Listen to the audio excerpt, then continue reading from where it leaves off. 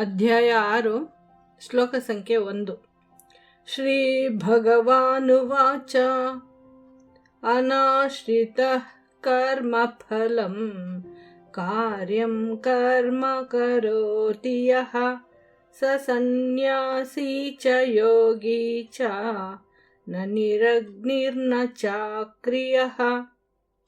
ಶ್ರೀ ಭಗವಾನುವಾಚ श्रीभगवानुवाच अनाश्रितः कर्मफलम् अनाश्रितः कर्मफलम् कार्यं कर्म करोति यः कार्यं कर्म करोति यः स सन्न्यासी च योगी च स सन्न्यासी च योगी च न निरग्निर्न चाक्रियः.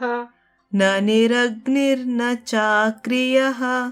अनाश्रितः कर्मफलं कार्यं कर्म करोति यः अनाश्रितः कर्मफलं कार्यं कर्म करोति यः स सन्न्यासी च योगी च न निरग्निर्न चाक्रियः.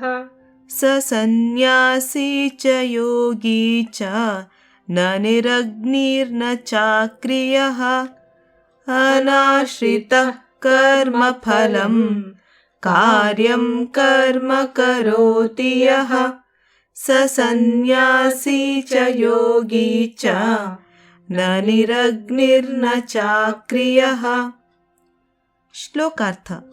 ಭಗವಂತನು ಹೇಳಿದನು, ಕರ್ಮಫಲವನ್ನು ಆಶ್ರಯಿಸದೆ ಮಾಡಬೇಕಾದ ಕರ್ತವ್ಯಗಳನ್ನು ಮಾಡುತ್ತಲೇ ಇರುವವನೇ ನಿಜವಾದ ಸನ್ಯಾಸಿ ಮತ್ತು ಯೋಗಿ. ಅಗ್ನಿಯನ್ನು ತ್ಯಜಿಸಿದವನು ಮತ್ತು ಕರ್ಮ ಮಾಡದವನು ಮಾತ್ರ ಸನ್ಯಾಸಿಯಲ್ಲ ಮತ್ತು ಯೋಗಿಯೂ ಅಲ್ಲ.